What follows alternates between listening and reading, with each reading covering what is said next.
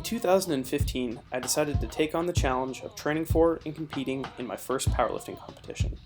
Powerlifting, often confused with Olympic lifting and bodybuilding, tests athletes in three major lifts: the squat, the bench press, and the deadlift. Although my training went as planned and the powerlifting meet went well, I was less than satisfied with my footwear during the process. During my training and competition, I had to utilize three different pairs of shoes. I would wear the Nike Romaleo Olympic lifting shoe for bench pressing and squatting, the Converse All-Star Low for deadlifting, and my Nike running shoes for any accessory lifts. After months of hauling around three different pairs of shoes to the gym to train, I realized that there has to be a better answer out there. Why not combine all three shoes into one? Powerlifting as a sport has grown in popularity in recent years and has been adopted as a core training philosophy for athletes in their respective sports. The big three lifts truly measure an athlete's strength because they are compound movements involving two or more body parts.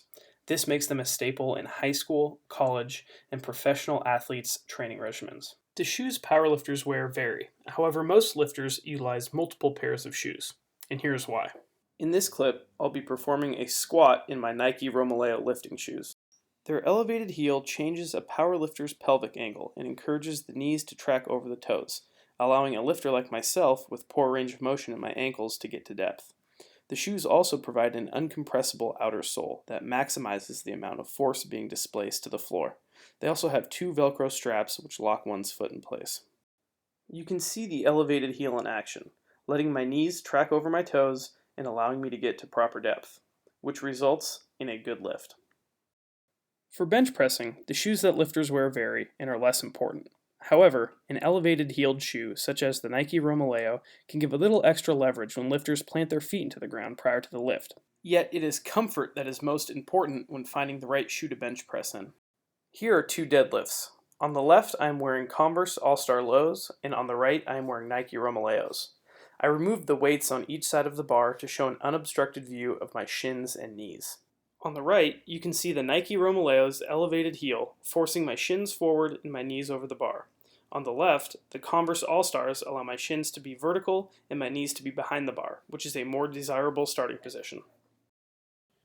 As I start to pull the bar, you can see the Converse All-Stars allowing my back to stay flat and my arms to be completely vertical.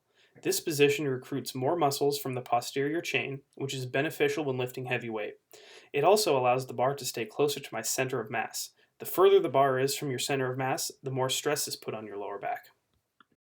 As I finish the lift, you can see the Converse All-Stars allowing me to keep my weight back and the bar closer to my body, and the elevated heel of the Nike Romaleos pushing my weight forward.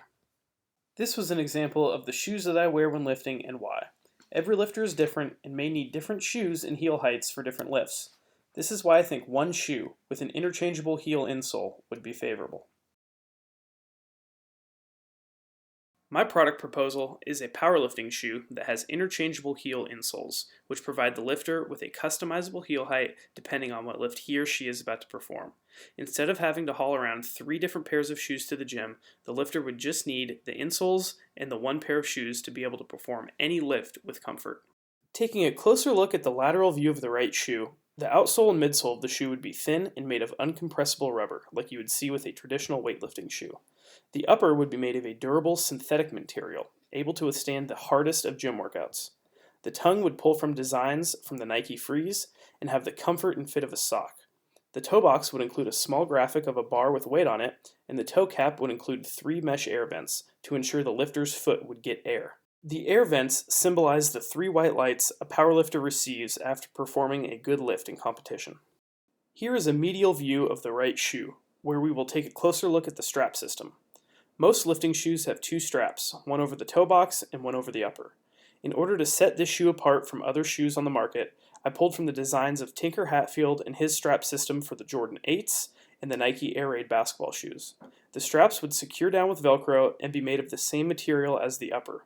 The strap system would lock one's foot in place and be able to give a more custom fit for each heel insert.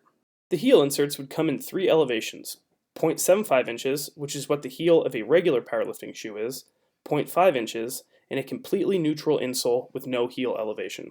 The insoles would be rigid and as lightweight as possible. This gives the lifter a completely customizable shoe that can be used for any lift with the ease of just swapping out the insoles rather than changing shoes completely. Weightlifting as a sport is growing in popularity, and the shoes connected with lifting are becoming more and more desirable. These shoes are not only marketable to powerlifters, but can be promoted in the CrossFit community, athletes training for their respective sports, or anyone wishing to get in shape and learn the fundamentals of weightlifting. These shoes will help people get in the anatomically correct positions for different lifts, keeping them safe and injury-free, all without having to break the bank on multiple pairs of shoes.